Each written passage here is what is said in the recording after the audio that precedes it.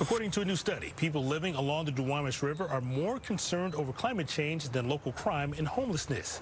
Fox 13's Nikki Torres is along the Duwamish River. And Nikki, the Duwamish Valley Climate Resiliency Survey showed people are worried about worsening air quality.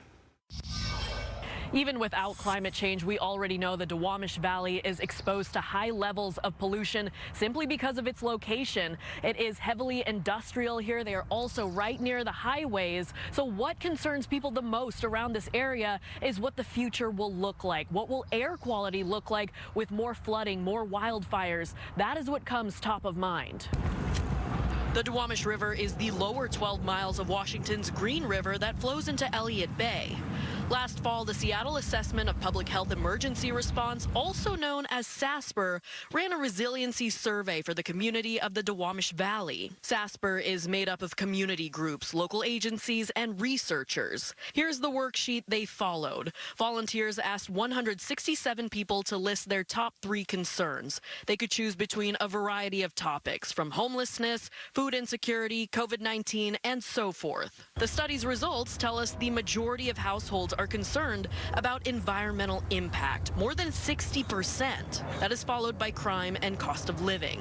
Volunteers then asked people to rate their level of concern about specific hazards.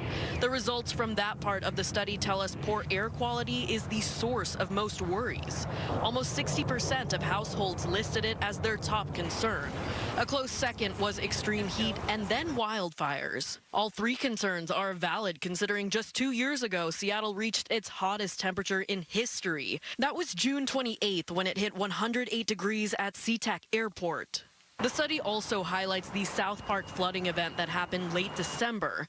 This is when heavy rain forced king tides into the Duwamish River, causing flooding.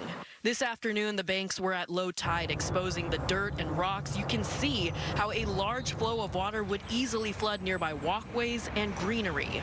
Flooding is a major concern for this part of Seattle. Looking at the city's sea rise projection map, you can spot the areas expected to see community-level impacts from various levels of coastal flooding and sea level rise. The darker the red, the worse it is expected to be, most of which right along the east and west waterways. According to the city, sea level rise is projected to be about 1 foot by 2050, and by 2100 it could get up to about 2 to 5 feet. The study also talked about improving resiliency, and more than 60% did say that having a resilience hub in the case of an emergency would be greatly useful. This hub would have resources like social services and also basic needs. It would also serve as a place for people to look into volunteer opportunities if they want to help. In Seattle, I'm Nikki Torres, Fox 13 News.